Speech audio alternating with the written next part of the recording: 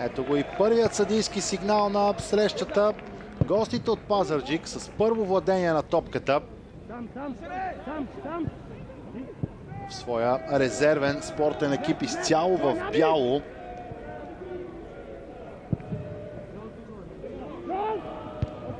Докато Локомотив София, разбира се, тогава, когато говорим за домакински двубой тук на стадиона в квартал Надежда, червено-черните цветове са тези, с които всички фенове на състава са свикнали. Именно такива са и те за началото на двубоя. Първо нападение на Хебър. Атанас Кабов с топката. Вляво по атаката на гостите. Добър авантаж от главния арбитър и възможност за моментално контранападение от страна на Локомотив. Подаване към Николов. Той обаче не успя да достигне до топката. Валентин Николов с капитанската лента на Локомотив София, докато Мартин Михайлов ще носи тази за Хебър, въпреки че в началния лист от състезатели Николай Николаев бе записан като капитан, без особено значение да отдаваме на този факт. Гледаме ситуацията, при която Селсо Рапосо очевидно пострада. Ето тук много грубо бе атакуван от Божидар Пенчев и ранни проблеми за Селсо Рапосо. Футболист, който бяхме свикнали да гледаме в ролята на десен краен бранител. В последно време обаче изявяващ се доста по-напред по терена, по-скоро в ролята на дясно крило. Селсо Рапосо.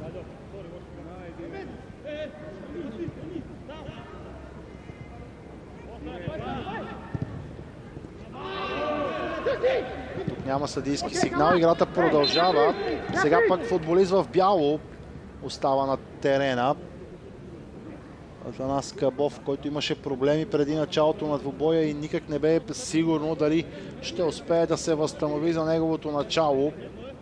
Много важна новина за Веселин Великов е тази, че Атанас Кабов може да започне от първата минута, предвид факта, че един от другите основни футболисти, който е ползван от Веселин Великов в ролята на флангови футболист, Октай Хамдиев, е наказан, след като получи червен картон в последния двубой на своя тим.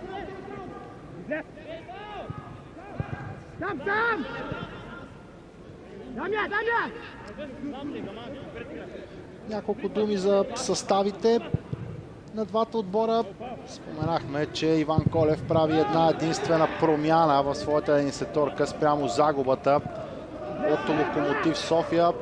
Като изключително важни трябва да приемем завръщанията на Анте Аралица и Валентин Николов. Хора, които могат да дадат това, на което Локомотив има нужда в предни позиции, тъй като тима разполага с най-слабото нападение от всички отбори в FBet Лига, разбира се. Поделена последна позиция в този показател с Берое.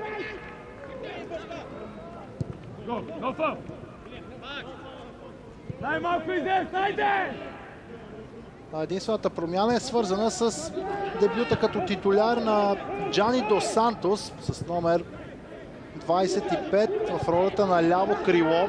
Ще се подвизава футболиста от Кабо Верде на 25 години, продукт на нидерландската школа, иначе преди да се присъедини към Локомотив София с периоди в не особено познатите за нас шампионати на Канада и Индия, защитавайки цветовете на тамошни отбори. Иначе продукт на нидерландската школа с периоди в юношеските състави на Спарта, Ротердам и Дордерт.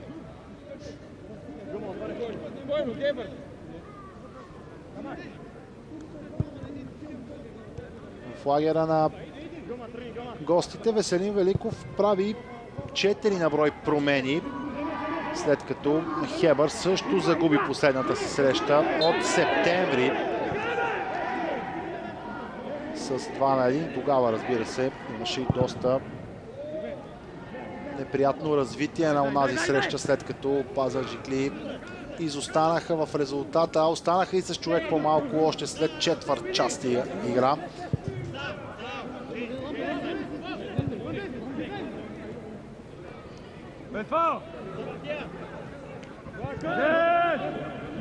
Атанас Кабов връща малко по-назад към Мартин Михайлов. Ярослав Терзиев. Вукович. Продължава да комбинират помежду си играчите на гостите. Николаев към Функю. Ето го центрирането. Кабов набил Макни след това. Много добро заставане от Диме Димов. Опитния северно-македонски бранител успя да спечели по-добра позиция спрямо на Бил Макни и тук някъде опасността пред вратата на Александър Любенов бе приключена.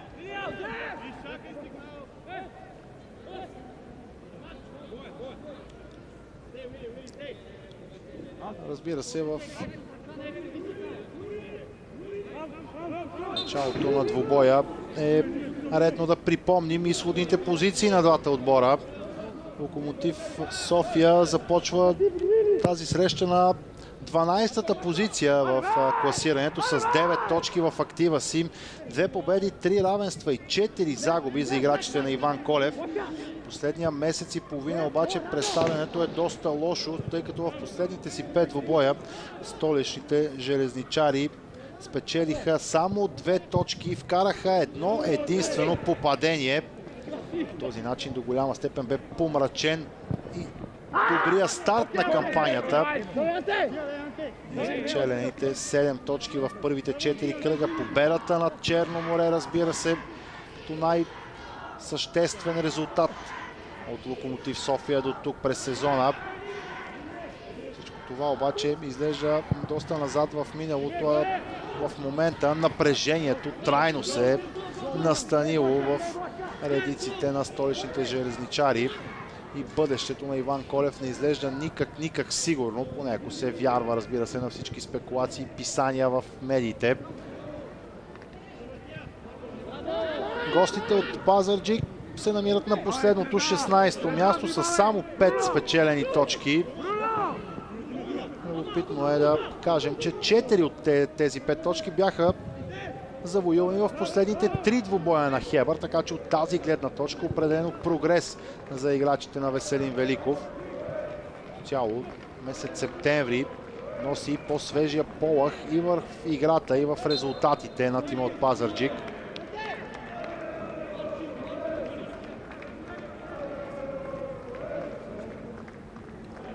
Затова и започнах своя коментар с думите колко важна всъщност може да бъде тази среща. От една страна за спечелването на ценни 3 точки, от друга страна като първа стъпка в правилната посока и изход от моментното лошо състояние, в което се намират и столичани, и пазарджиклии. Аралица между двама загуби топката. Хърватския нападател Уилям Функю подема контратака за Хебър. Кабов стартира преимуществено в ляво по атаката на своя тим Атанас Кабов, въпреки първоначалните очаквания, че ще действа по-скоро в дясно. Разбира се, най-вероятно и той, Георги Търтов, на няколко пъти в втора на двубоя ще разменят своите позиции.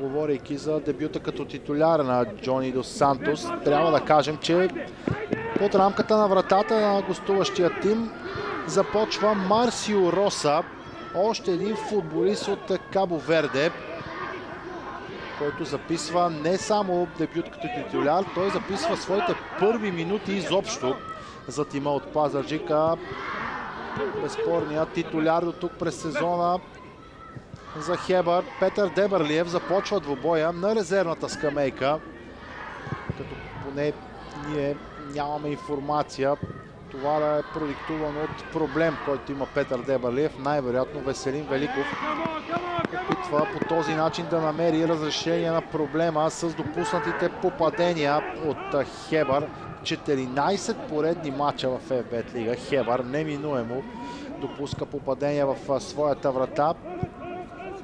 Последните 3 мача тимът вкара 7 гола, но в същото време допусна цели 6.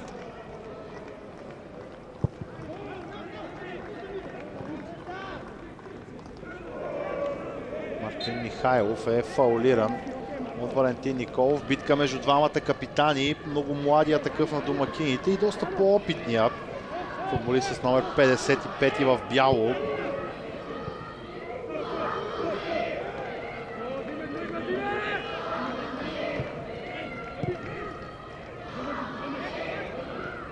Стефан Ламбес е фаулиран.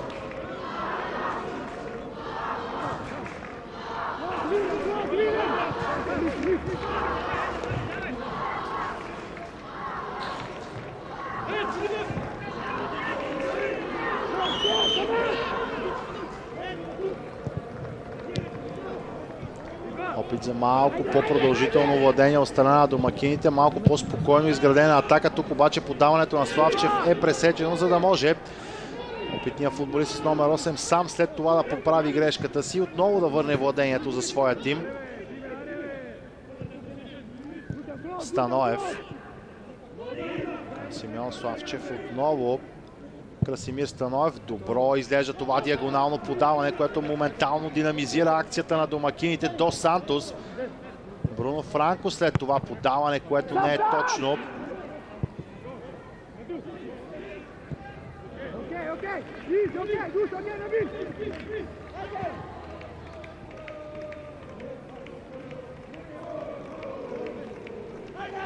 Виждате Иван Колев. Заяви той след двубоя срещу Лудогорец, че тима на Локомотив София все още е в етап на изграждане, на окомплектоване и със сигурност изостава в своето развитие от опонентите. Така че представянето, според Иван Колев, на футболистите на Локомотив е напълно нормално и адекватно спрямо моментните възможности. Наблегна той на неточностите от опитните футболисти, някои доста не характерни, непредизвикани грешки костваха точки и лоши резултати на Локомотив до тук през сезона.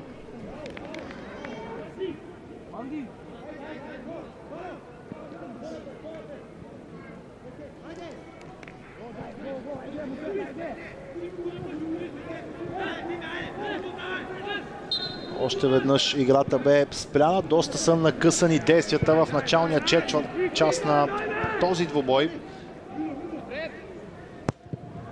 Марсио Роса сега с неадресирано подаване в предни позиции. Там Бруно Франко ще достигне до топката, без да бъде обезпокояван по никакъв начин.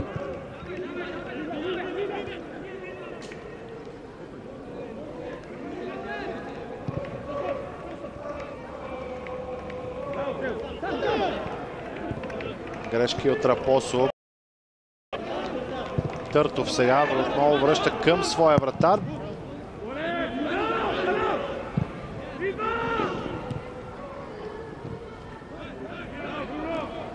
Бруно Франко. Добре към Валентин Николов.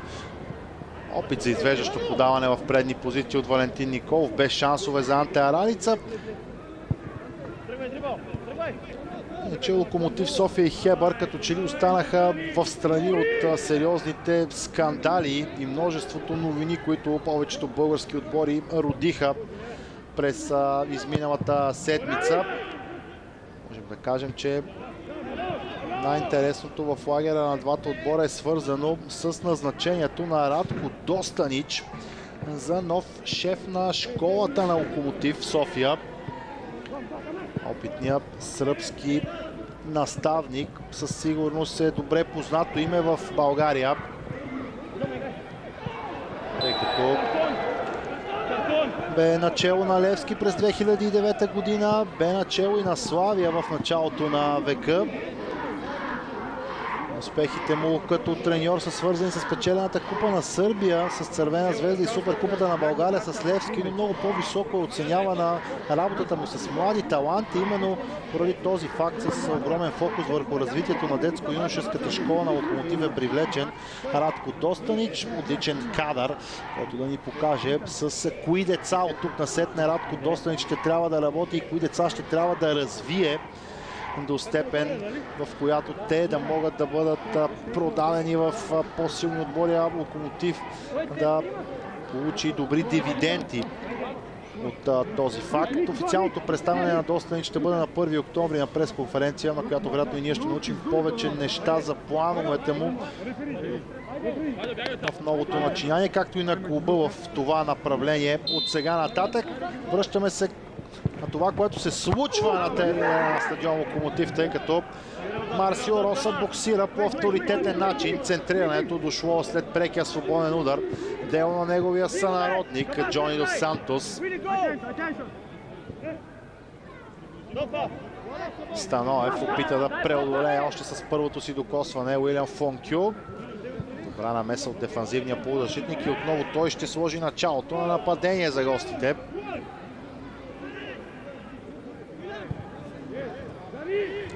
Радослав Терзиев, който заема позиция в центъра на тримата централни бранители на Хебър, докато Мартин Михайлов ще действа леко в дясно. А човека с топка в крака в момента Милен Гамаков пък е ляво стоящия централен бранител. Общо дето доста интересен подход от Веселин Великов, тъй като Милен Гамаков в огромна част от кариерата си действаше като дефанзивен халф. Част от тези умения именно иска Веселин Великов Гамаков да използва и при поставянето на атаките на Хебър. Бек пък Божидар Пенчев също не е титулярен бранител, по-скоро в ролята на халф.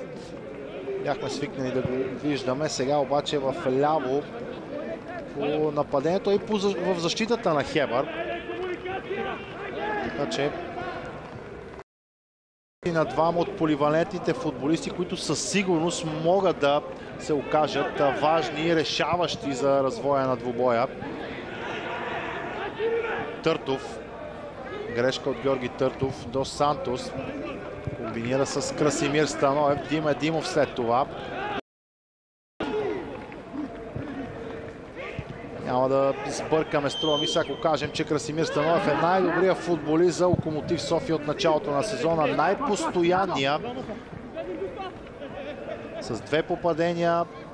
Неопитния полузащитник, с 1 асистенция, с много стабилни изяви.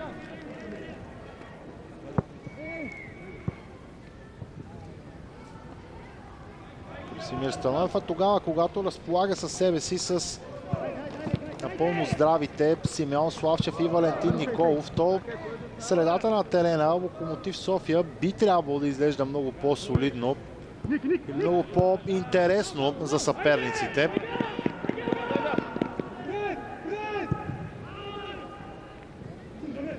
Продължавайки темата с халфовата линия на столичните железничари, трябва да споменем, че Бруно Тейшера, един от другите халфове на Локомотив София, е контузен и няма как да вземе участие в двубоя.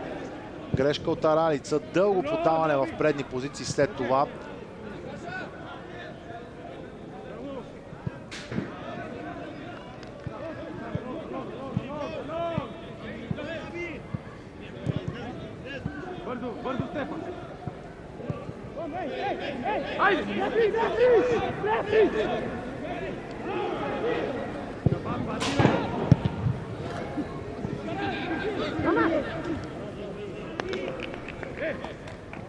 Още един момент, в който играта ще бъде спряна. Атанас Кабов отново с проблеми и тук дали вече не става въпрос за нещо по-сериозно,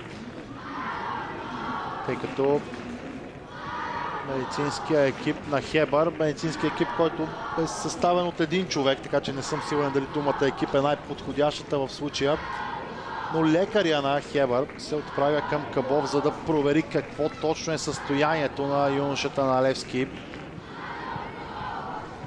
На 20-та минута освен че ни дава възможност да чуем подкрепата и скандиранията от младите локомотивци към Валентин Николов, дава възможност на двамата старши треньори да внесат още допълнителни настройки в своите отбори, тъй като трябва да признаем, началото на двубоя е съпътствано от много грешки, от доста брак, нито една интересна ситуация пред двамата вратари. Вероятно най-логичната причина за всичко това е и напрежението, което неминуемо пречи на 22-мата да показват най-доброто, на което са способни.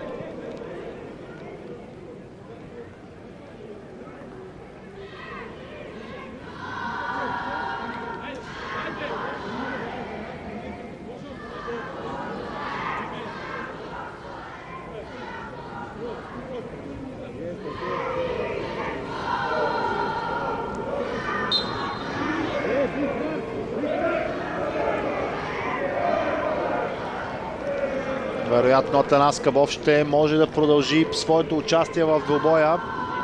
Джентълменска постъпка от Божидар Пенчев. Топката е върната във владение на Локомотив София. Симеон Славчев играе с нея.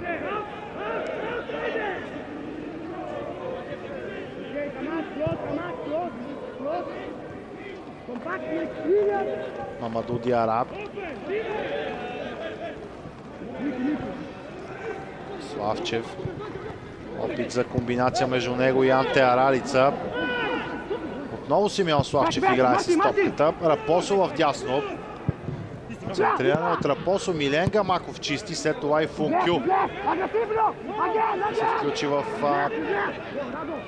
начина, по който Хебър трябваше да отстрани опасността.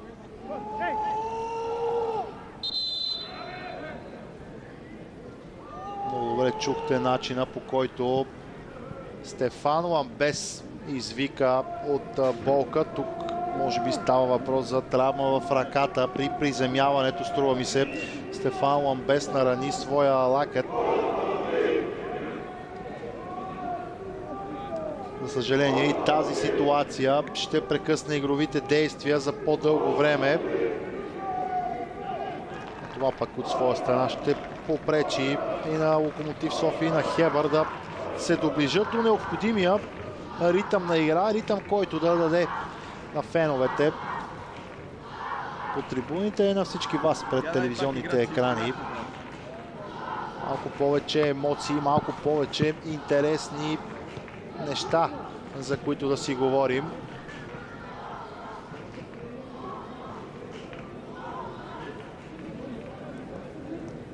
Иван Колев в разговор с Джони Дос Сантос.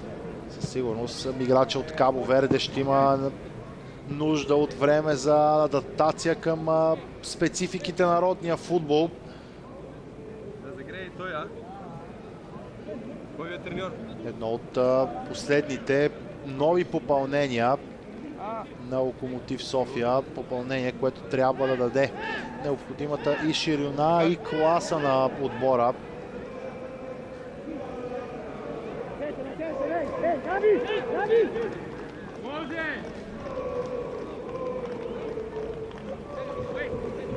Атанас Кабов няма да може да продължи участието си за Хебър.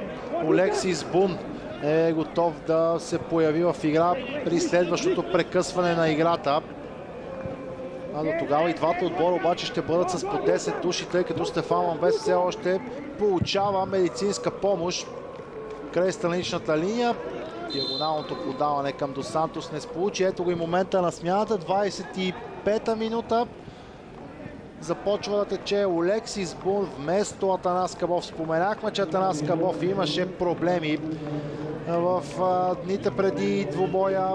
В крайна сметка, очевидно, те не са били до край разрешени. И един от най-опасните футболисти на Хебър ще трябва принудително да напусне двубоя. грешка от страна на гостите. Аралица се устремява към наказателното поле. Спасяване от Марсио Роса. Ето е най-интересната ситуация. Дошла след груба грешка при изнасянето на топката на Хебър. Анте Аралица се устреми към наказателното поле и отправи изстрел. Добри действия обаче от вратаря на Хебър. Бихме могли да кажем, че намесата бе абсолютно безгрешна, тъй като топката можеше да попадне в Славчев, струва ми се след това. Така или иначе, Хебър се размина с нещо по-сериозно, а Локомотив може да съжалява. Грешка на Георги Търтов, отново непредизвикана такава. Удара по диагонала на Аралица със сигурност бе коварен. Точно там обаче, струва ми се, Марсио Роса очакваше да бъде пласирана топката и се намеси.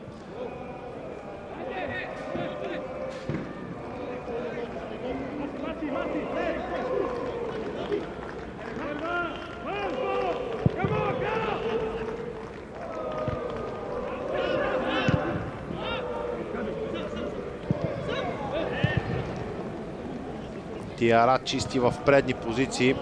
Иначе трябва да кажем добри думи и за наместа на Мартин Михайлов. Вторичната такава, след като Марсио Роса спаси, за да може топката да бъде изчистена. Тогава, когато използваш трима централни бранители, е съвсем логично да имаш чистено преимущество около границата на вратарското поле. Именно в такива моменти да може да изчисти топката. Още едно спиране на играта. Този път крещящия футболист бе на Хебър, Уилям Фонкю. Лично аз не успях да разбера какво точно се случи, за да може Фонкю да падне на земята, но така или иначе той се изправи, а очевидно ще стане свидетели на още една смяна, тъй като Стефан Ламбес няма да може да продължи своето участие.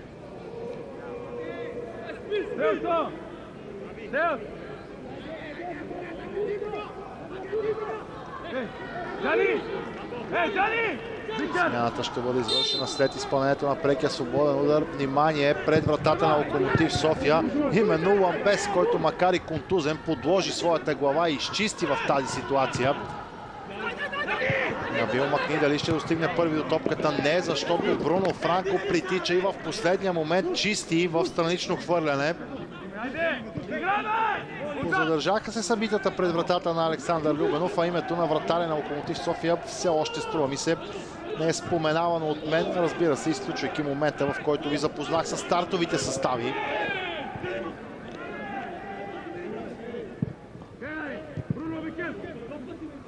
А Стив Трауре ще вземе мястото на Стефан Ламбес. Това вероятно ще премести Селсо Рапосо малко по-назад по терена. Интересно решение от Иван Колев, тъй като Ивайло Найденов, един типичен краен бранител, също е на резервната скамейка. Да видим все пак Стив Трауре по какъв начин ще може да се включи в срещата и по какъв начин ще може да въздейства на събитията на терена.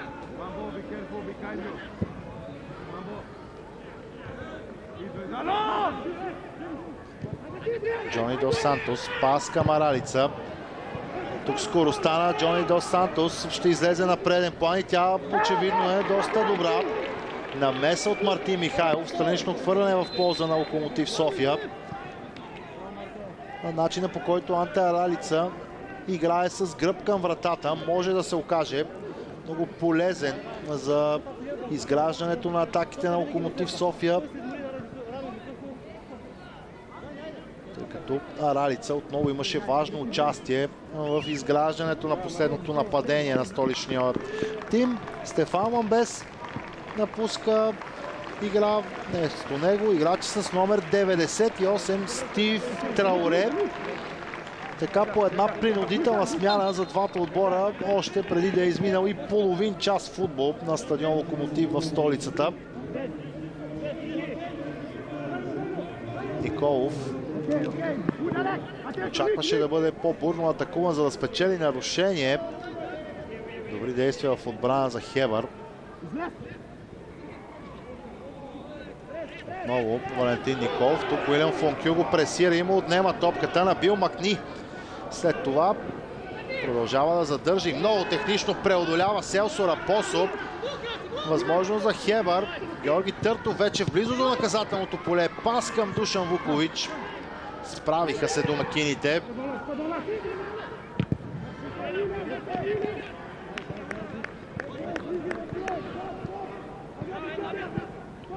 Видяхме в действие на Бил Макни и Душан Вукович. Спокойно можем да кажем много опасния атакуващ тандем за Хебър, макар че до тук в двубоя и двамата нямат кой знае какви шансове. Участници в 8 от последните 10 попадения на Хебър, т.е. всичките 10 попадения на Хебър тук през сезона са двамата. Сега Мамаду Диара вижда жълтия цвят на картона след много грубите действия в краката на съперник. Централният бранител с номер 26 е официално предупреден от главния съдия Мартин Великов. Виждаме начина, по който абсолютно безцеремонно изрита Олексис Бун.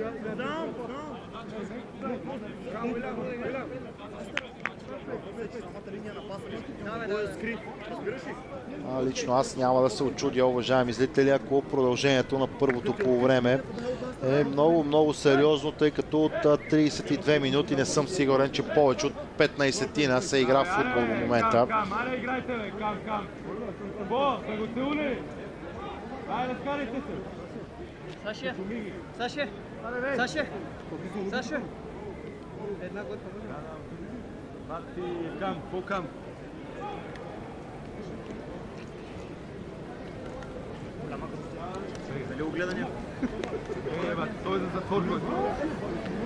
В състава на гостите има двама изпълнители с много силен ляв крак. Говоря за Божидар Пенчев и Милен Гамаков, разбира се, така че няма да бъде кой знае колко чудно, ако от тази позиция играчите на Веселин Великов опитат и директно изпълнение посока вратата на Любенов.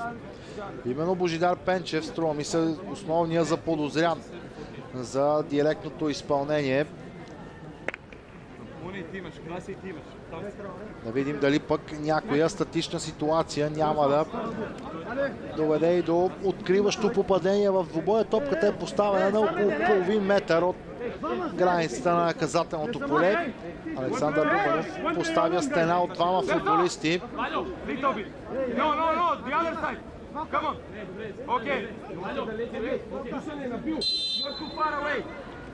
Сигнал от главния рефер. Пенчев с много слабо изпълнение. Каквато и да бе целта на бившия футболист на Берое, остро центриране или удар е много далече от нейното добро изпълнение.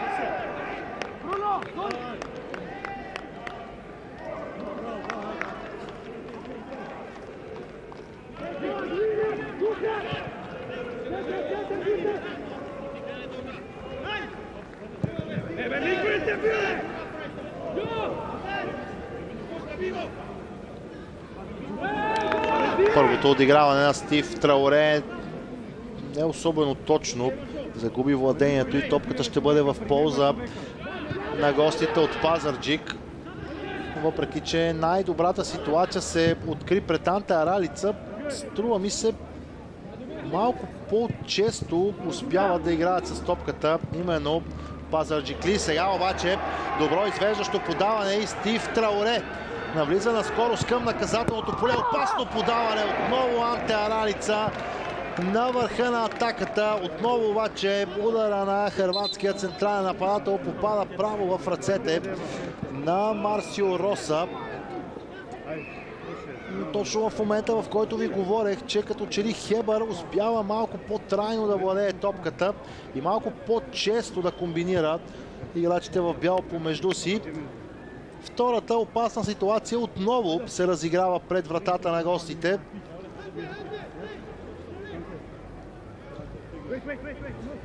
Този път обаче дошла не след грешка от футболист в бяло, а след добре развито нападение и пас зад гърба на защитата на Хебър.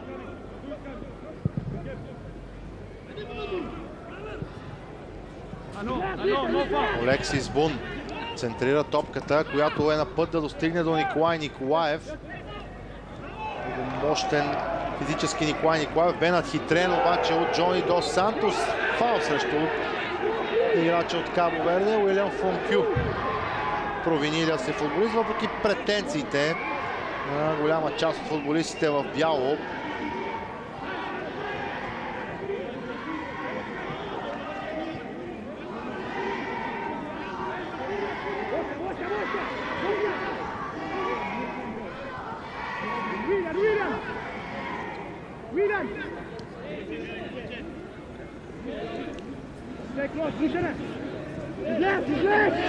Устна забележка за Уилям Фонкю. Играта е подновена. Диме Димов. Станоев връща малко по-назад към Селсо Рапосо. Както и предполагахме, Селсо Рапосо вече в ролята на десен краен бранител. Доста активен, обаче Стив Трауре след появата си в игра. Центриране от него. Мартин Михайлов чисти. Нета топка от Сбун. Душан Вукович. Опасно подаване към Набил Макни. Тук вече може да стане доста по-интересно. Опит на Набил Макни да си спечели нарушение. Категоричен обаче Мартин Великов с помощта и на асистента от близката страна Красимир Атанасов. Тук не последва никакъв сигнал за евентуално нарушение. За трети или четвърти път Джони Дос Сантос трябваше да върже своите футболни обувки. Именно за това и атаката на Локомотив се развива от дясно. Славчев. Много Симеон Славчев, че играе с топката. Бруно Франко. За индивидуален пробив от бившия играч на Спартак Плевен. Изчистена топка.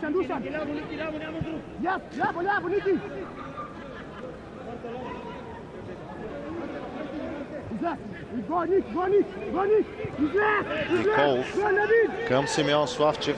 Известни проблеми за Симеон Славчев при овладяването на топката. Не бе и най-удобно подадена тя от капитана Николов.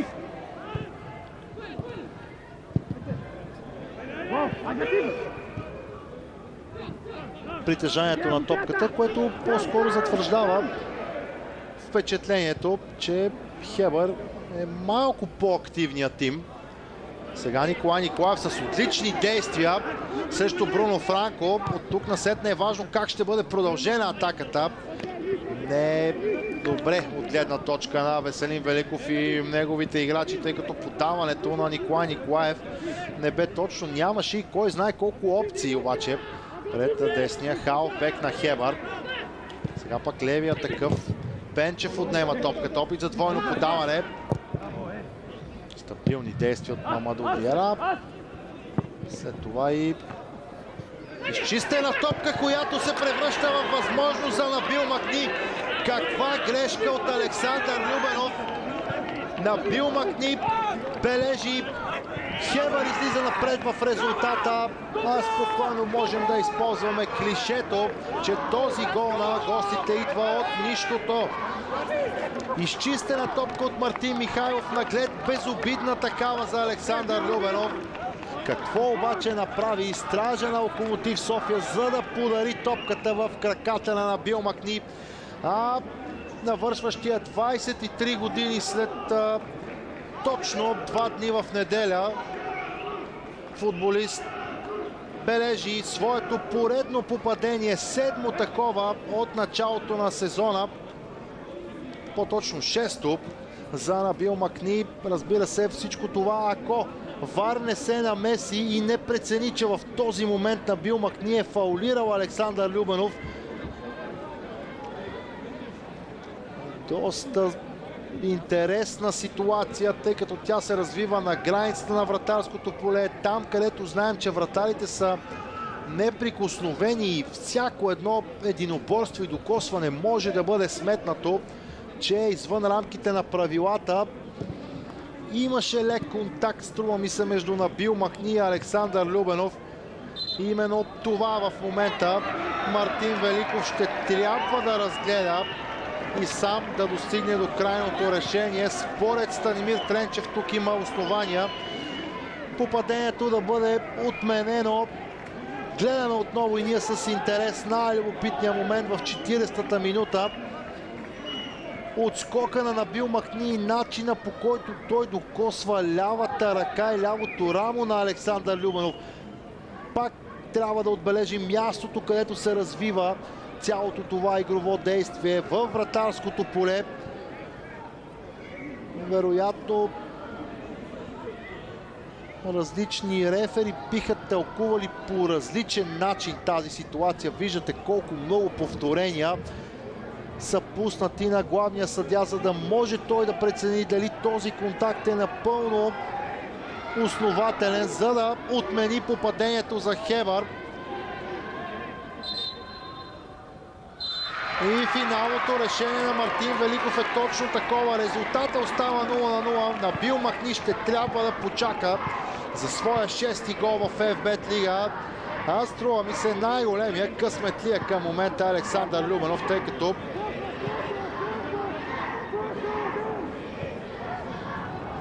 неговата, макар и предизвикана грешка, не се оказва фатална към момента. И двата отбора подновяват своето съперничество при резултата, при който срещата започна. Поне финалните няколко минути донесоха малко повече интригуващи ситуации, които, разбира се, да бъдат разисквани в нашето коментарно студио на почивката между двете полувремена. Два отлични шанса за Локомотив София и отменен гол за Хебър. Това като акценти няколко минути преди края на първото полувреме. А всъщност тези няколко минути могат да се окажат и доста, тъй като вече споменахме, че прекъсванията на играта бяха прекалено много. Видяхте и ударите към двете врати. Преимуществото, което имат домакините в този компонент на футболната игра. Уилиам Фонкю. Набил Махни. Гамаков.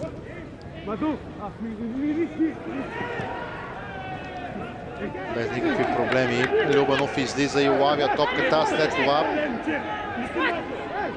реагира спрямо Набил Махни.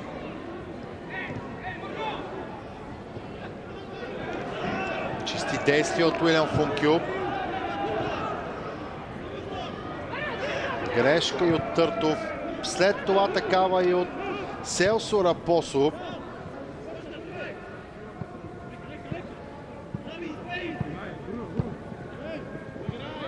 Пенчев. Печели странично хвърляне.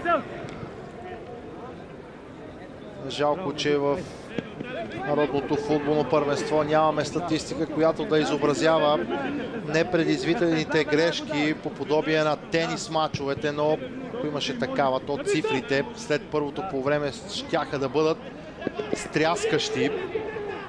Още една подобна грешка от Набил Махни, а минималното добавено време на първата част ще бъде от 4 минути.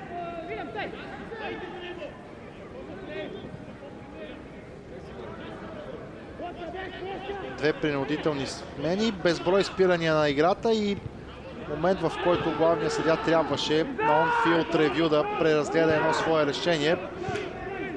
Струва ми се дори по-малко от очакваните са минимално добавените от Мартин Великов към първото полувреме.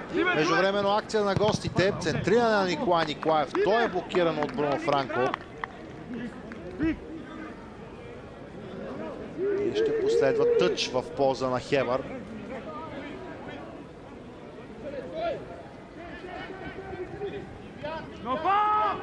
Махни губи топката от Симеон Славчев. Той опита с много технично подаване да постави началото на контратака. Не сполучи обаче.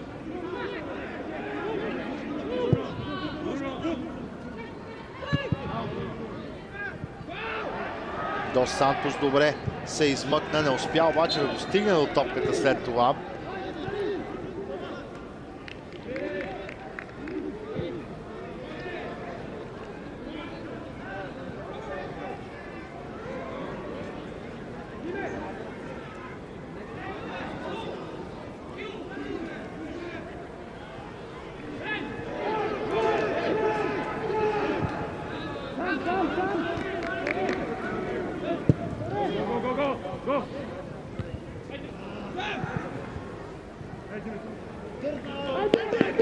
Ето и потвърждението от четвъртия съдия Васил Минев. Добавеното време вече е в ход. Локомотив София пък с опит за атака. Дос Сантос връща топката към Симеон Славчев. Той още по-назад. Остротата и скоростта в това железничарско нападение бе притъпена. Диме Димов.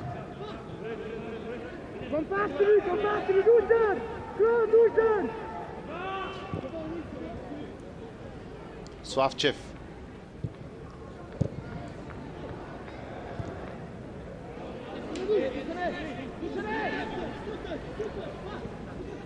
Stay close. Come, Dusan, back, Dusan. Okay. Анте Аралица.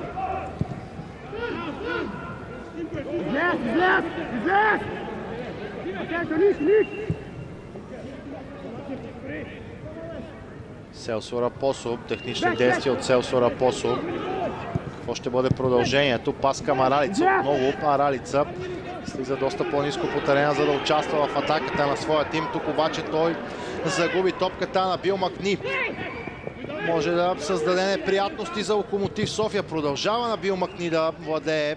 Не се получи обаче с опита си да комбинира с Душан Вукович.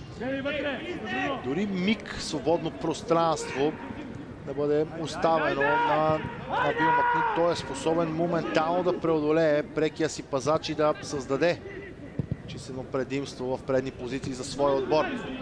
Николай Николаев с центриране, нито един негов съотборник по-точно не бе в близост до вратарското поле, без проблеми за Александър Любенов.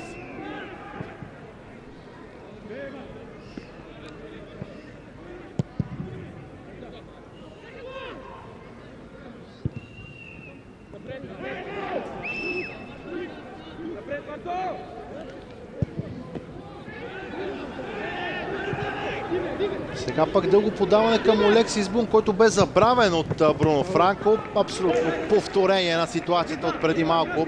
Центриране от дясно по атаката на Хебър. Никакви проблеми обаче за Александър Любенов да лови топката. Сега и Симеон Славчев бърка. Удар от далечна дистанция на Георги Търтов. Точно изпълнение. Първо такова посока вратата на Александър Любенов. Намеса обаче от вратаря на домакините. Сега пък Симеон Славчев очевидно пострада при единоборството между него и Уилям Функю от преди секунди.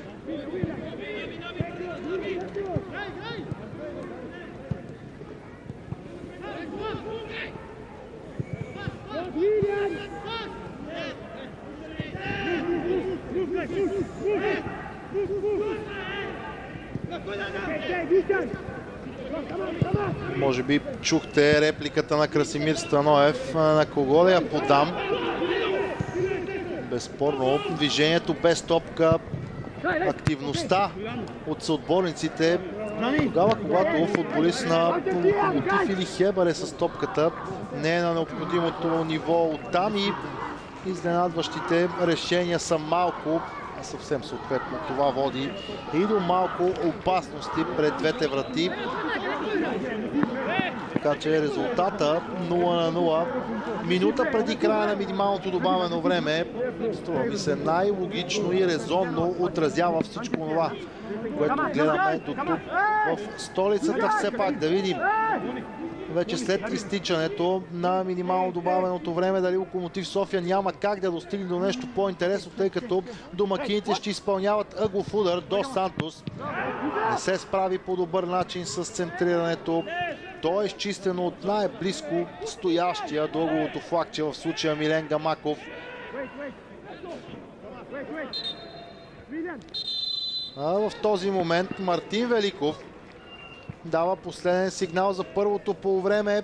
В първият двубой от 10-я кръг на FBET Лига Локомотив София и Хебър се оттеглят на почивка при резултат 0-0. Страшно много грешки, много прекъсвания на играта, две добри възможности за домакините и отменен гол за Хебър. Това като най-важни акценти от първото полувреме. Разбира се, доста по-сериозни анализи следва в нашето коментарно студио, уважаеми зрители. А развръзката на двубоя очевидно остава за второто полувреме.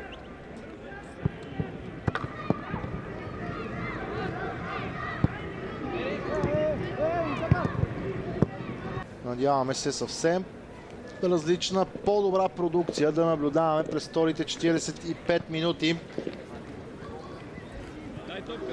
През първата част по една принудителна смяна в двата отбора. За началото на второто полувреме Иван Колев прибягва и до втората си опция от резервната скамейка Доналдо Ацка. Вътрешния полузащитник с номер 3 на гърба ще се появи в игра, заменяйки на Валентин Николов. Капитана на Локомотив София, очевидно с физически възможности за 45 минути игра. През второто полувреме пък Симеон Славчев ще действа по-напред по терена. Много близо, струва ми се, до централния нападател Анте Аралица. Кои са обаче останалите изпълнители на терена? 22-мата, които към момента ще влязат в битка за по-добър резултат в края на срещата. За Локомотив София на вратата Александър Любенов, в отбрана Селсо Рапосо, Диме Димов, Мамаду Диара и Бруно Франко. В средата на терена Доналдо Ацка, Красимир Станоев и Симеон Славчев. По двата фланга Стив Трауре и Джони Дос Сантос. А на върха на атаката Анте Аралица, който имаше двата единствени шанса за Локомотив София да открие резултата в двубоя до тук. И в двата случая обаче вратаря на Хебър Марсио Дароса се намеси по добър начин, за да запази резултата 0-0. Останалите за Веселин Великов, освен вече споменатия Марсио Роса, в отбрана Николай Николаев, Радослав Терзиев, Мартин Михайлов, Милен Гамаков и Божидар Пенчев, Уилям Фонкю и Душан Вукович в средата на терена. Георги Търтов на единия фланг, Атанас Кавов пък бе заменен от Олексис Бун на другия, а на Бил Макни на върха на атаката за Пазарджик. На Бил Макни, който бе много близо и дори отбеляза 6-то си попадение от началото на сезона. В крайна сметка обаче след намесата на ВАР то бе отменено, тъй като на Бил Макни фаулира Александър Любенов.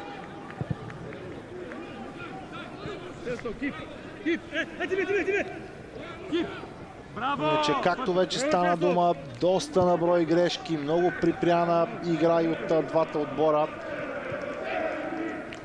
Много прекъсвания на играта също така. Разбира се, все неща и факти, които свалят и от качеството, и от динамиката на срещата до тук.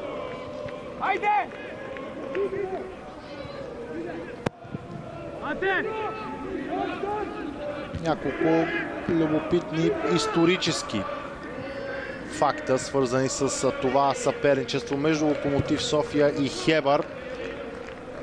11 двубоя до тук в историята на елита между тези съперници. 5 победи за Локомотив София, 2 равенства и 4 успеха за Хебър. Конкретно тук в столицата 5 мача Локомотив София е спечелил 3 от тях, няма нито едно равенство, успехите на Хебър са 2. Нещо друго любопитно, последните 4 срещи между тези съперници неминуемо гостът печели 3 точки. 2 успеха за Хебър тук в София, 2 победи за Локомотив София в Пазарджик на стадион Георги Бенковски. А за да намерим последната победа на столичните железничари като домакин, трябва да се върнем 24 години назад във времето, през 2000-та година. За последно столичното Локо печели срещу Хебър в елита като домакин.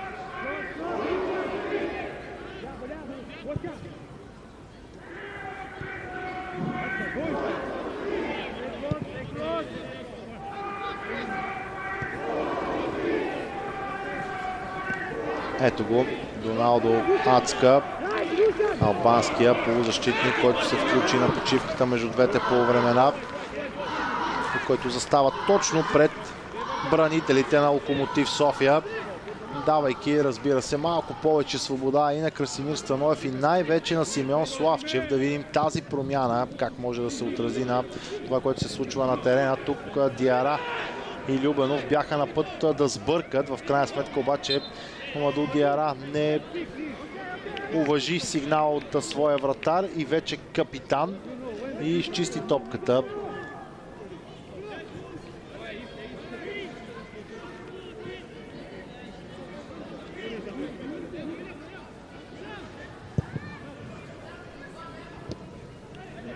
Отлични действия на Анте Аралица.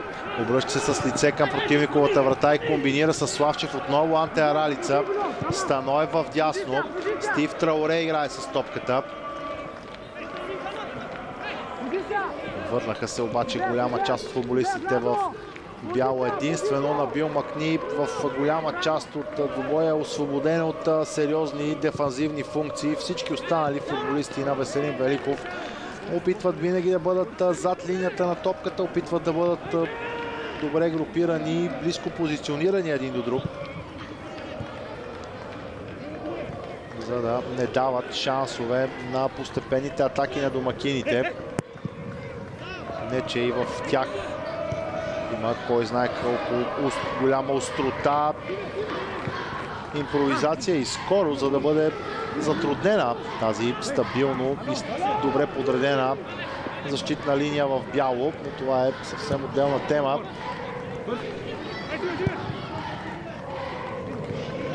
Малките фенове на Локомотив София продължават да бъдат доста активни в своята подкрепа към своите любимци.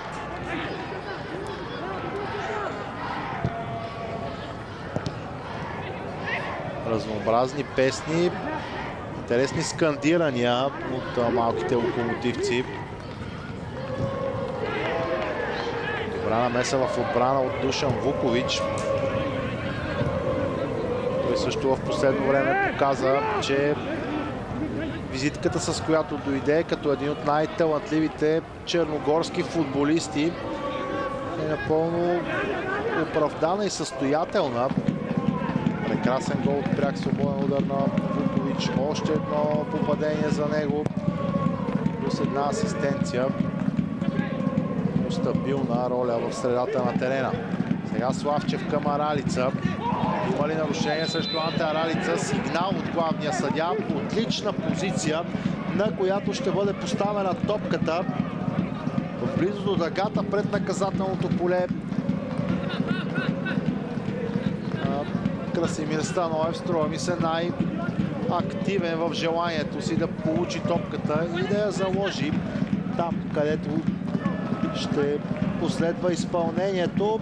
14 нарушения до момента, почти поравно между двата отбора.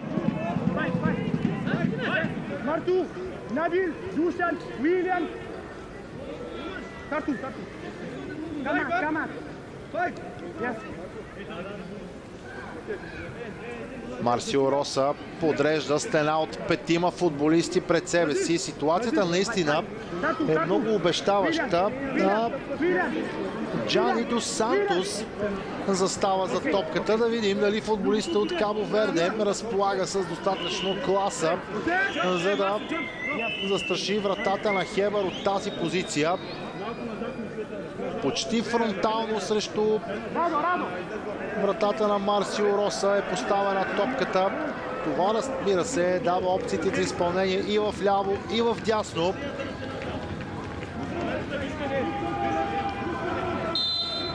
Сериозна засилка от Джани Дос Сантос. Удар на Дос Сантос. Топката обаче лети в страни от вратата. Не мръдна от своята позиция Марсио Роса. Дали това означаваше, че той е убеден, че удара ще излезе в страни от вратата, или пък просто нямаше какво да направи? Вероятно и повторенията ще трябва да ни отговорят на така зададените въпроси. Със сигурност изпълнението на Дос Сантос бе добро. Недостатъчно обаче, за да видим откриващото попадение в двубоя до тук.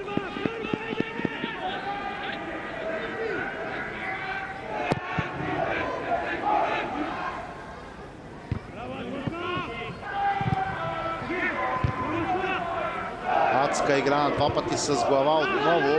Албанския халф с топката. Пас към Бруно Франко. Началните 10 минути на второто полувреме ни показват определен стремеж на домакините да бъдат малко по-активни, малко по-дейни тогава, когато трябва да организират своите атаки. Олексис Бул сега за Хебър. Пас към Николай Николаев. Завърта се играч с номер 44. Добре намира Георги Търтов в наказателното поле. Пенчев. Доста футболисти в бяло. Част от тази акция на гостите.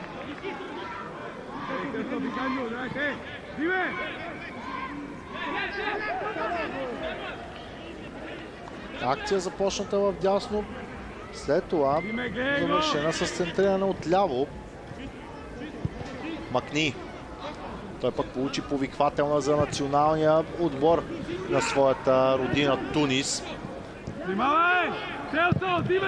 Ще може по време на паузата за националните отбори да се изправи срещу състава на Коморските острови. А сега пък пред Анте Аралица се открива отлична възможност за първия гол в двубоя. Аралица сам срещу вратаря позатвори ъгъла си.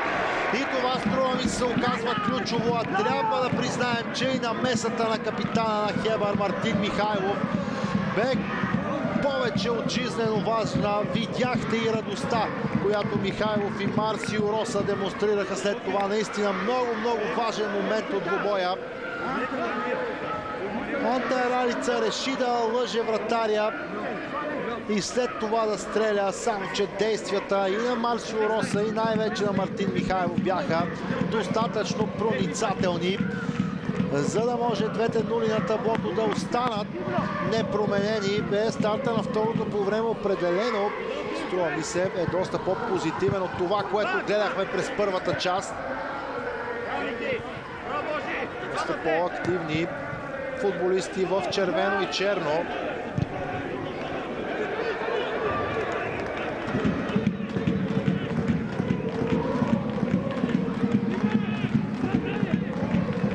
Можеше Анте Аралица да вкара своя трети гол от началото на сезона. Едва ли изобщо за един централен нападател може да се отвори по-удобна, по-добра ситуация, тъй като Аралица от центъра на терена бе оставен да се придвижва посока противниковата врата. Абсолютно необезпокояван. Добри думи за Симеон Славчев за начина, по който той изведе своя съотборник. Изключително важно ще бъде едно откриващо попадение за всеки един от двата отбора.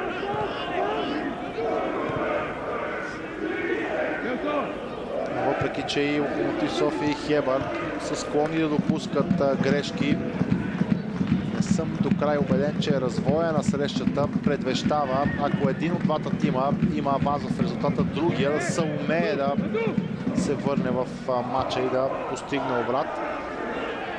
Роналдо Ацка, той също можем да кажем с принос за по-активните действия на Локомотив София от началото на второто полувреме. Доста често успява да играе с топката футболист с номер 3.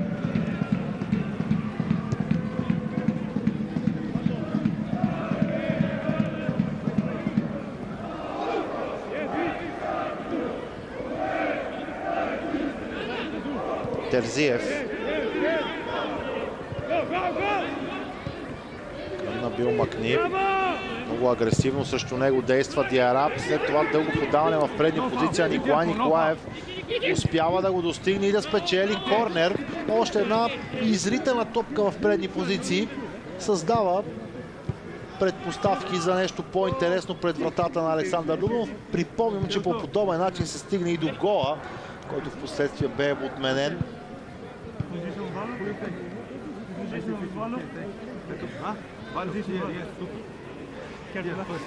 Не са много на брой корнерите до тук в срещата. Трябва да кажем, че нито един от тях не носи кой знае каква опасност за един от двамата вратари до тук. Да видим дали Божидар Пенчев може да достави по-добро центриране за своите съотборници. Едва 3 ъглови удара до момента. Центриране на Пенчев, което е опасно. Отлична възможност за Хеба. Радослав Терзиев обаче, струва ми се, връхлетя върху топката, но не успя да я насочи по най-добрия, по най-оптималния начин. Не, по-скоро това е Милен Гамаков, но и двамата с Терзиев останали абсолютно непокрити във вратарското поле. Много сериозен пропуск на сметката на гостите. За това говорим, че едно добро центриране от статична ситуация може да направи разликата в подобен равностоен двубой.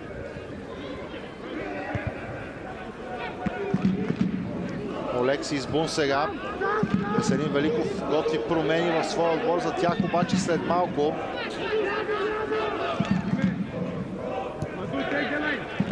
По-добри мигове пък за Хебър в последната минута-две.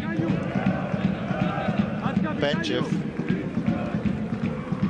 Подаване към Олекси Избун, което изглежда доста дълго, само че Избун достигна до топката.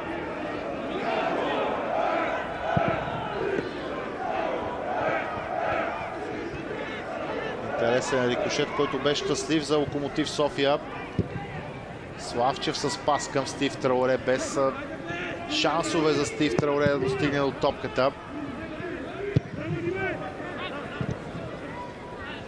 Душан Вукович.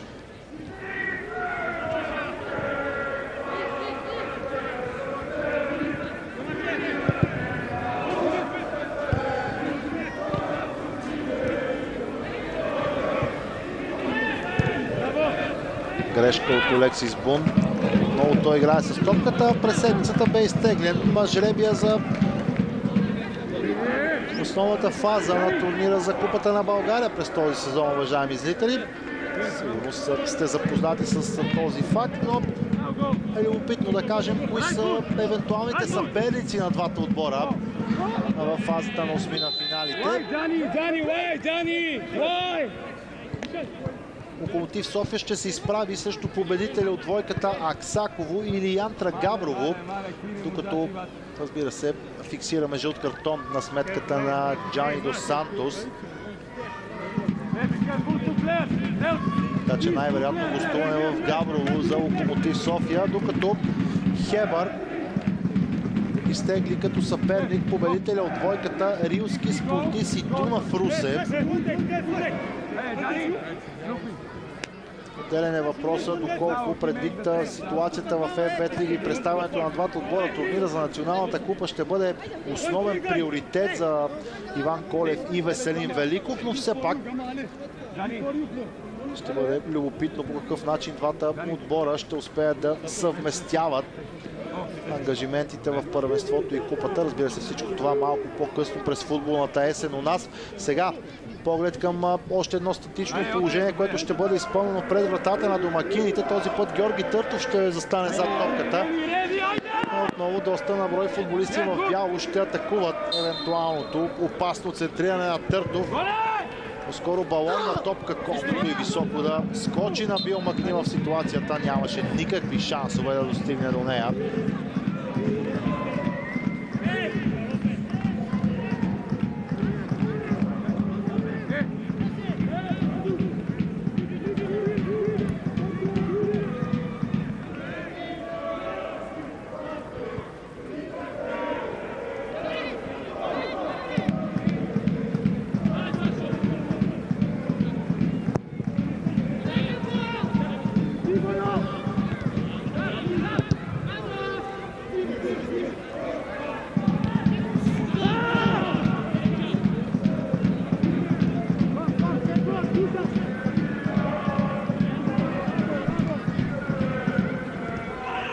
Бруно Франко, още едно нарушение. Този път Николай Николаев е неговия извършител. Смените за Веселин Великов са готови. В този момент те ще се реализират. На терена се появява с номер 8 Кристиян Андонов, заменяйки Душан Вукович. Другия, който отстъпва своето място, е Георги Търтов, за да може вместо него с номер 19 Георги Стайков да довърши двубоя за Хебър. Георги Стайков ще вземе позиция в средата на терена, докато Кристиян Андонов би трябвало да действа на крилото вместо Георги Търтов. Предстои да разберем в следващите няколко минути, разбира се. Преди това двамата току-що появили се футболисти в бяло, както и техните съотборници, трябва да се отбраняват при това центриране. Лоша намеса от Николай Николаев и корнер за Локомотив София.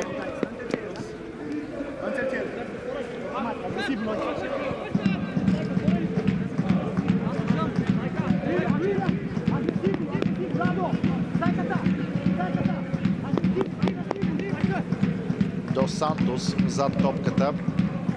Има достатъчно високи футболисти и в двата отбора.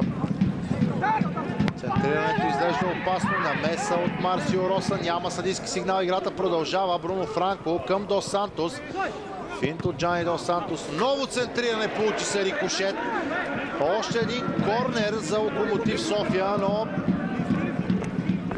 опита за подаване или за удар от Дос Сантос можеше след получия се рикошет да създаде доста неприятности за неговия сънародник на вратата на Хебър, Марсио Роса.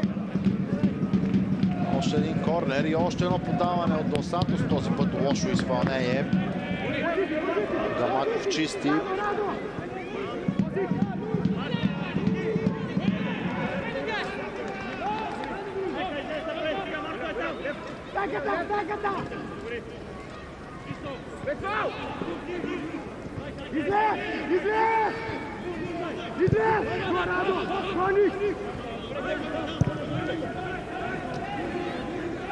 Селсо Рапосо с дълго подаване в предни позиции.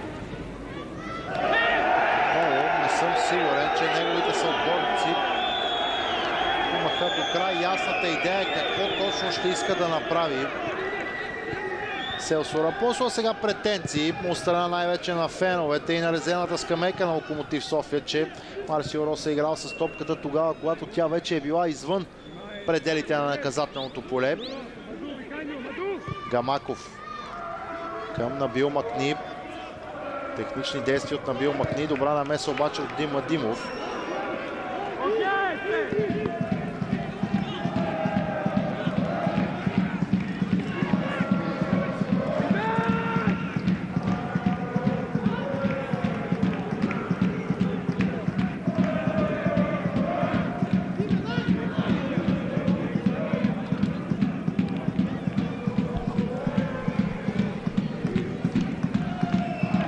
Иван Колев също готов с промени от резервната скамейка.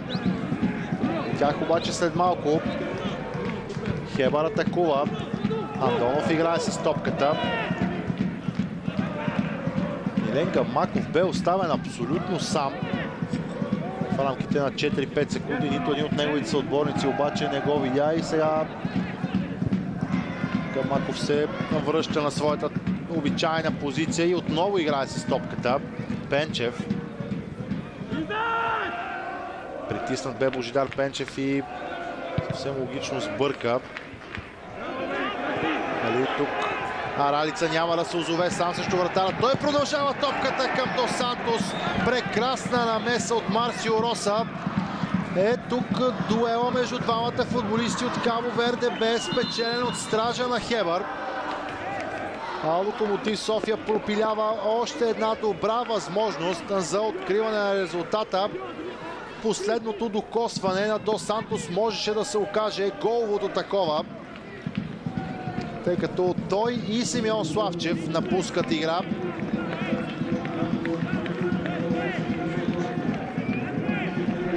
Светослав Диков се появява на игрището заедно с Ани Себру, друго от последните нови попълнения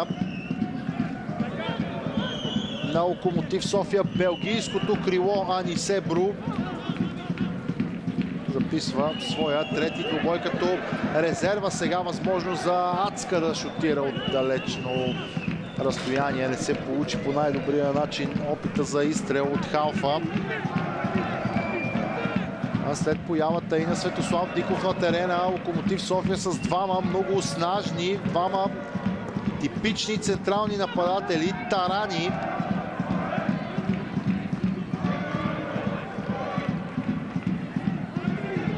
(4-4-2) от тук насетне за Иван Колев. Със сигурност и тези действия на опитния специалист ни подсказват колко важни са трите точки, колко важна е евентуалната победа за всички в лагера на столичните железничари. Не случайно доста сериозно се говори в последните седмици за евентуално уволнение на Иван Колев, макар че той запазва самообладание в своите медийни изяви. То името на Светослав Петров, да кажем, е все по-споменавано като евентуално ново такова, което да застане на кормилото на Локомотив София.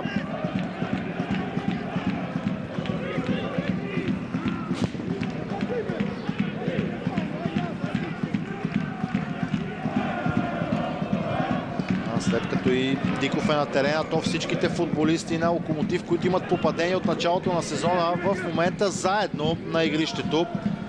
2 гола от Станоев, 2 гола от Аралица, 1 гол от Светослав Диков. Това актива в първите 9 кръга на Локомотив София, що касае отбелязаните попадения.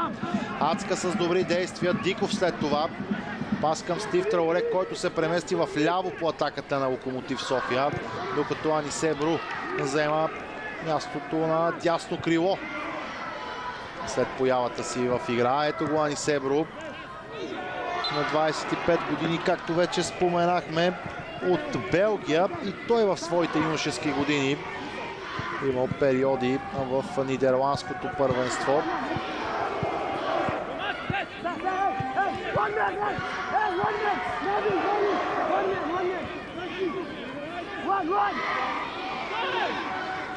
Красимир Станоев зад топката, подаване от Станоев. Той изглежда опасно възможност за Аралица. Още един пропуск, макар че след него е маркирана и засада на Анте Аралица.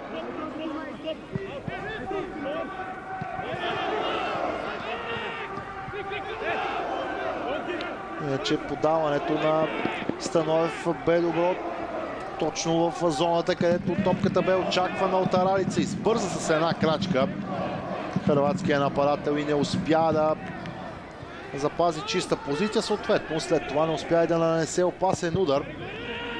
По-скоро точен удар. На второто полувреме определено за домакините. Няколко добри ситуации, много по-голямо желание, много по-сериозна агресия личи в действията на футболистите в червено и черно до тук. Обаче всичко това не намира никакво отражение в резултата. И 18 минути преди края на редовното време Локомотив София и Хебър продължават своето съперничество при резултат 0-0.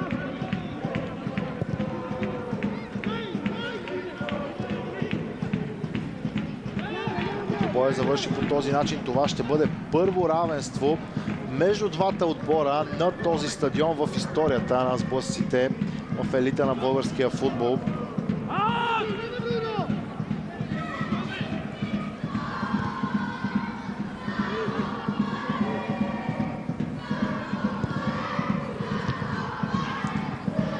Фонкю опитва с едно докосване да продължи към Олексис Бун.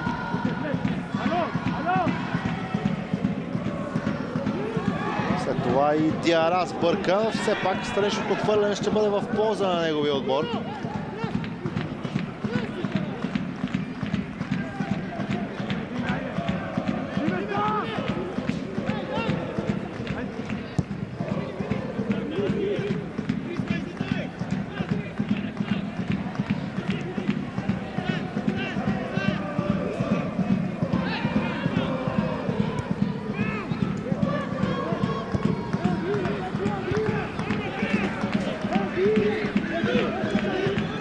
Диара. По никакъв начин към момента смените, които Веселин Великов предприе, не оказват пряко влияние върху случващото се на терена. Много по-активни сякаш са хората, които бяха призовани от Иван Колев да се включат от резервната скамейка.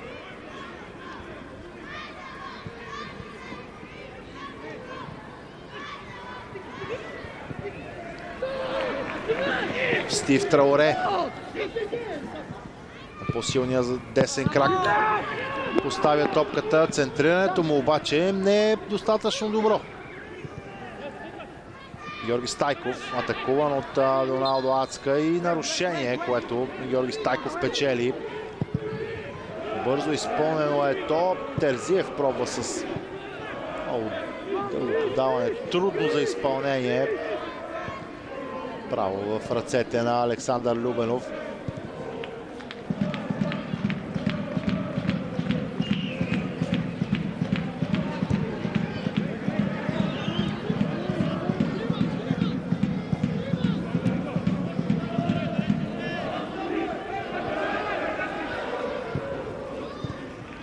Диков с едно докосване. Добре към Селсо Рапосо. Ацка.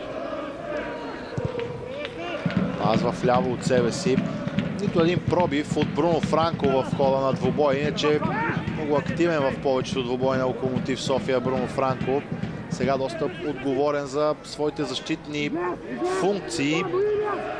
Много по-малък фокус в хода на двубоя в атаките.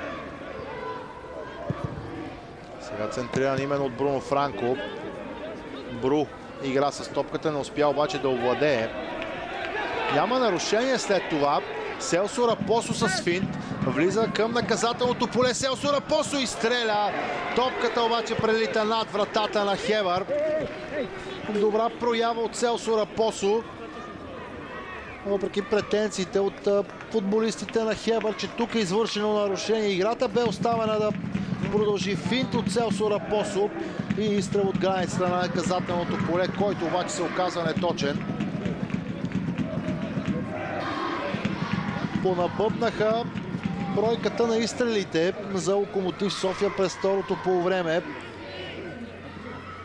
Припомняме, че през първата част домакините отправиха едва 2 точни предизвикателства за вратата на Марсио Роса. Общо 6 удара към момента за Локомотив София. Нищо по-интересно от Хебър в предни позиции през втората част. Припомняме, че това е тим, който вкара 7 гола в последните си 3 двубоя. Днес обаче много по-добре са ограничени действията и на Набил Макни, и на напусналия вече Душан Вукович. Трябва напълно обективно обаче да признаем и травмата, която Атанас Кабов получи в началото на двубоя. Наказанието на Оптай Хамдиев, все факти, които допринасят за много по-малката острота и активност в предни позиции за Хебър.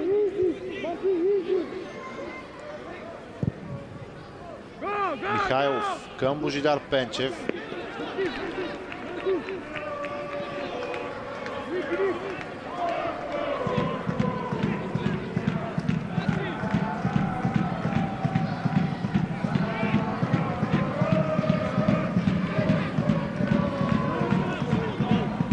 Уилям Фонкю. Много здрав сблъсък между него и Доналдо Ацка. Последния излезе печеливш в конкретното съревнование. Отново Локомотив владее топката.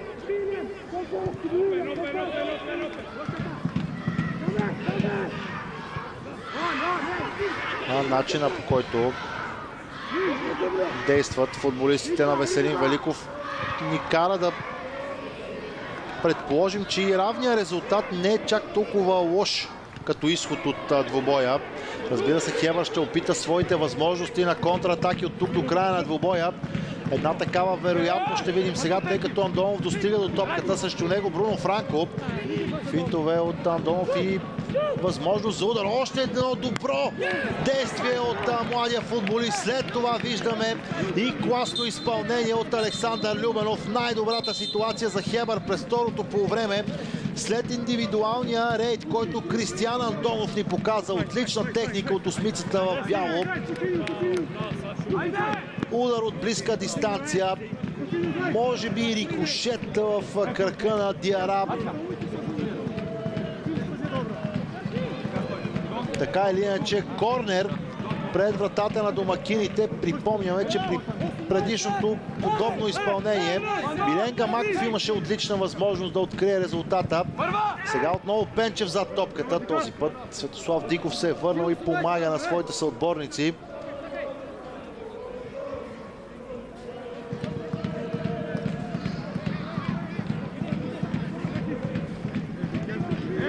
Определено, уважаеми зрители, второто полувреме ни отнесе повече футболни достоинства. Много по-чисто игрово време, много по-малко спирания на играта и доста повече интересни ситуации пред двете врати.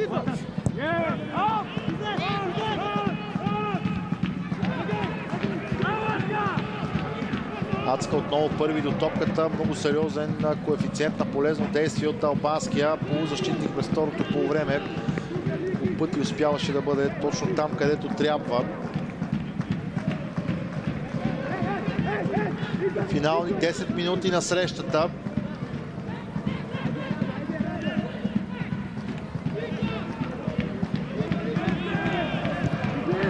Какво предстои за двата отбора в следващия кръг?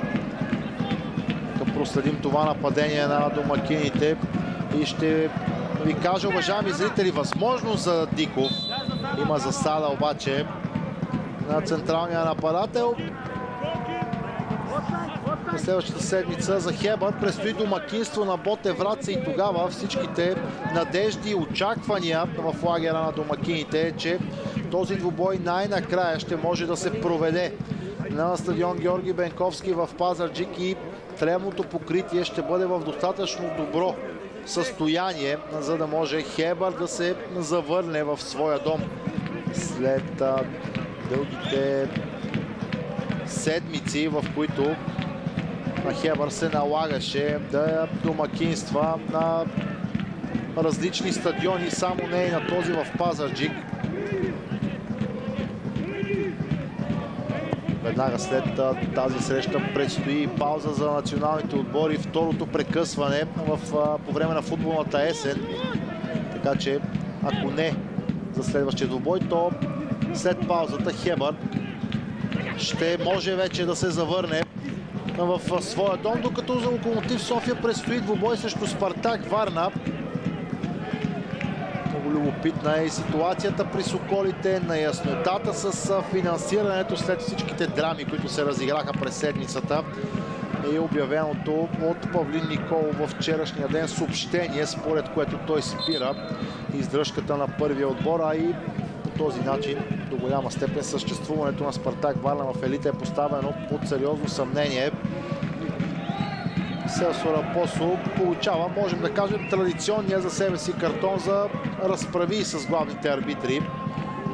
И от най-невъздържаните футболисти в родното първенство. Селсо Рапосо вижда жълтия картон в ръцете на Мартин Великов.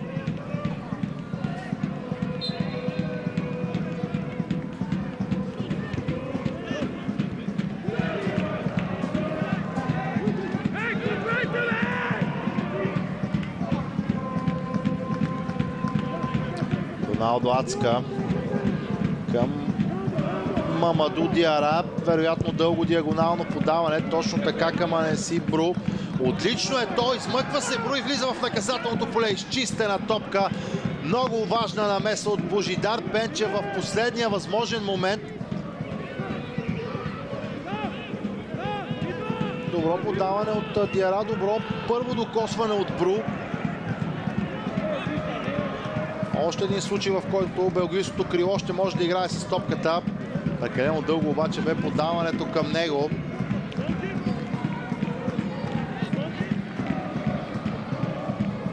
с интерес очакваме предишната ситуация, която още веднъж да ни докаже колко важна бе намесата на бранител в бяло,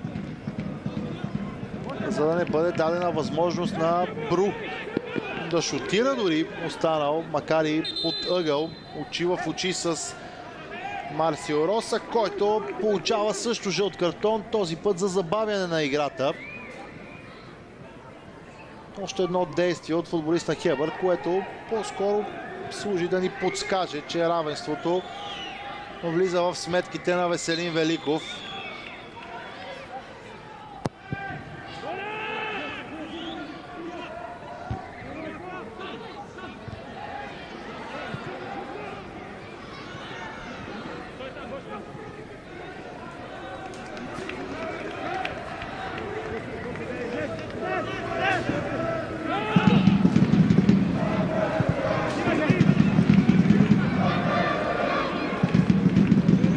Бруно Франко. Възможност дори за удар от Бруно Франко. Ето го и това изпълнение. Много коварно тупа топката пред Марсио Роса. Отбелязваме още една намеса от вратаря на Хебър. Ъглов удар ще последва, но за подобен тип включвания на Бруно Франко говорихме по-рано. Разполага той с отлично центриране, разполага и с много остър удар. Тук реши да не рискува Марсио Роса и изчисти топката в ъглов удар. Точно 5 минути преди края на срещата Красимир Станоев застава зад топката и центрира. Франко.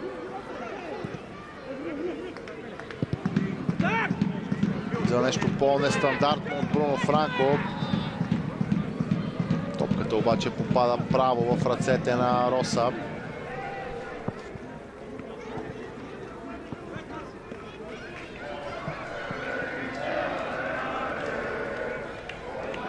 Добър дебют за Марсио Роса. Как да не отбележим и този факт. Няколко добри намеси от вратаря. Цяло вдъхваше стабилност на своите бранители в хода на целия двубой. А дали това ще означава, че Петър Дебърлиев за по-дълго време ще загуби своето титулярно място? Само времето ще ни покаже и само Веселин Великов знае вероятно отговора на този въпрос.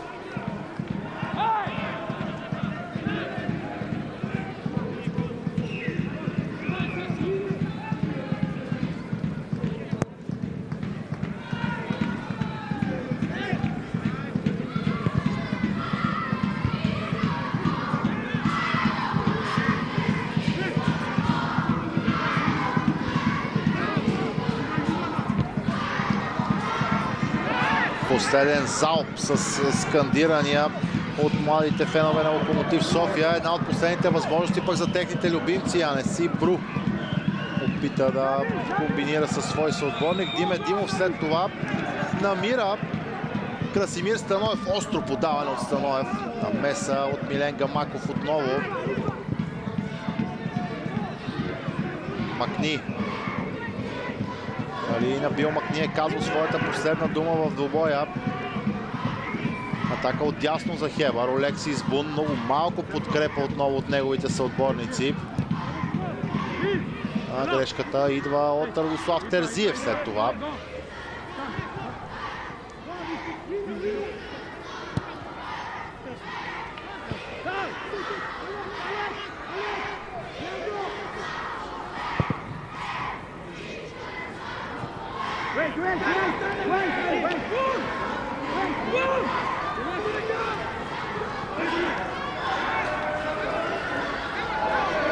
Божидар Пенчев с проблеми, строполи се на тревата. Младия футболист. Тук Мартин Великов ще спре игровите действия, за да може да бъде проверено състоянието на Божидар Пенчев. А дали пък Калоян Кръстев не е привикан от Веселин Великов, за да се появи в игра срещу бившия си отбор? Още един въпрос, чийто отговор предстои да разберем в следващите минути, докато очакваме и табелата с добавеното време на двубоя.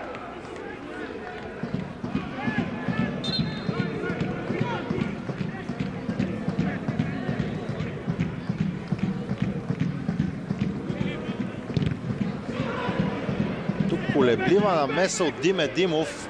Изпрати топката право в главата на Бруно Франко. Затова и отново играта ще бъде спряна. Точно така Калуян Кръстев готов да се появи в игра. Докато проблемите на Божидар Пенчев очевидно не са чак толкова сериозни. Поне към момента той продължава своето участие. Същото важи и за Бруно Франко.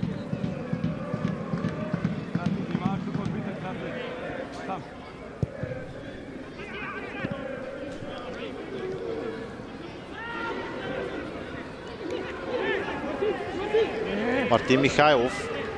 Кристиан Андонов този път в ляво по атаката на своя отбор. Отново поредица от финтове от Андонов. Доста остър пас, след това и възможност за Набил Макни.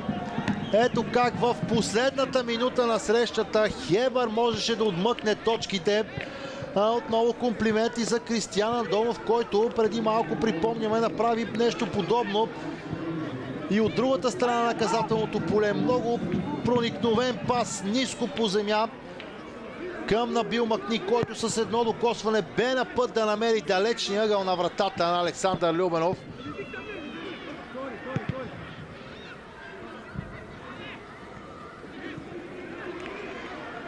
И можехме да станем свидетели на късна драма в срещата, докато гледаме табелката, която ни показва 4 минути минимално добавени към двубоя. А трябва да отбележим, че Калуян Кръстев се появи в игра срещу бившия си отбор, заменяйки Божидар Пенчев. Олексис Бун моментално се премести в ролята на ляв халфбек. Дали обаче изобщо Калуян Кръстев ще може да играе с топката до края на двубоя? Смяната по-скоро можем да определим като принудителна. Подаване, което попада на главата на Мартин Михайлов. Стив Трауре в наказателното поле. Отново добро подсигуряване от футболистите в бяло. Този път Георги Стайков успява да пресече. Ето го Кръстев към Набил Макни. Николай Николаев разполага с много сериозен физически ресурс. Бе подкрепил атаката на скорост. Друго обаче бе развитието. Сега Селсо Рапосо. Бру. Може ли тук да последва нещо по-опасно? Не, защото двойния рикошет изпраща топката в аут. Анисе Бру. Имаше като че ли възможност да отправи по-опасно центриране в наказателното поле. Добре застигнат обаче от футболист в бяло.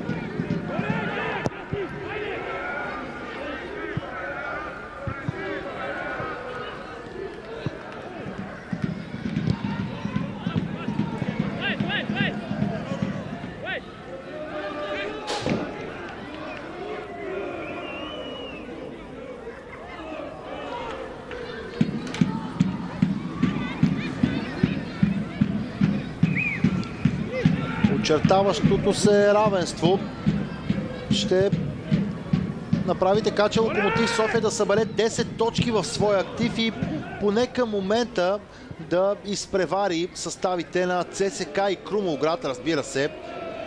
С важното уточнение, че и столичани, и крумовградчани имат да играят двубой от кръга. В зависимост от развитието му могат да възвърнат първоначалните си позиции, докато Хебър ще събере 6 пункта. Това обаче ще го остави на последното място. Макар че Септември и Ботевград са с по 7 точки. Изглеждат близо до Пазарджикли. Двата отбора могат също да увеличат своя точков актив и да направят изоставането на Хебър в дъното на таблицата още по-сериозно. Изключително любопитни ще бъдат мненията и на двамата старши треньори за това доколко са доволни от начина, по който играчите им са се представили днес и доколко точката влиза в плановете и на Иван Колев, и на Веселин Великов. Точка, която все още говорим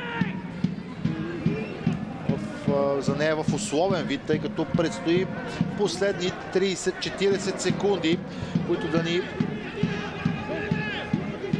дадат и финалния резултат на двубоя. Помням, уважаеми зрители, че малко по-късно днес ще може да наблюдавате от Стара Загора двубоя между Бероя и Славия. Още един сблъсък на тимове с проблеми в последно време. Олексис Бун. Сериозна скорост от Олексис Бун. Диме Димов няма как да му противодейства. От към скорост, от към позиция, опити за ставане обаче. Диме Димов действа безкомпромисно, чисти топката в странично хвърляне.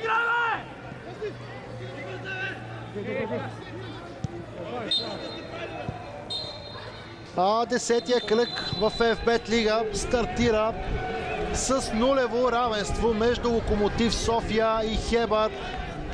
За първи път в историята на съперничеството между двата отбора в първото ниво на футбола нас е регистриран подобен резултат и двата отбора имаха своите добри възможности за отбелязване на попадение. Доста по-интригуващо второ по време. В крайна сметка нито домакините, нито гостите намериха път към противниковата врата. Уважаеми зрители, разделяме се от стадион Локомотив. За кратко останете с коментарното ни студио, разбира се, и с най-интересните отзиви от двубоя, които колегата Ангел Плещов ще има възможност да събере за вас.